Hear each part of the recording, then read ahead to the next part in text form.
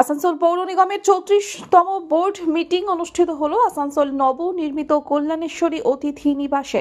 এই board meeting আলোচনা করা হয় উন্নয়ন নিয়ে, পানীয় জল সহ বিভিন্ন উন্নয়নমূলক কাজের বিষয় নিয়ে অনুষ্ঠিত হলো এই বোর্ড মিটিং বলে জানালেন আসানসোল পৌর নিগমের chairman Amarnath Chatterjee.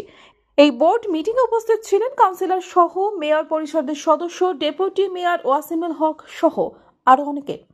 Board meeting এখানে আমরা করছি, তো সমস্ত কিছু ভালোর মধ্যেখানেই আমাদের আছে, উন্নয়নের চেষ্টা করা হচ্ছে সবকিছুর মধ্যে।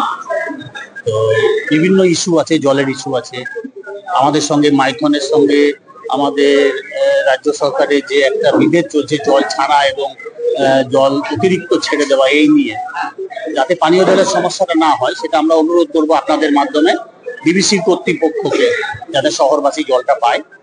তো সেই পরিপ্রেক্ষিতে সবকিছু দেখাশোনার মধ্যেখানে এবং আরো বিভিন্ন কয়েকটা ইস্যু আছে, সেইগুলো করে আমরা তারপরে করব। আসানসোল থেকে মিলন সূত্রধরের রিপোর্ট, আনন্দ বার্তা।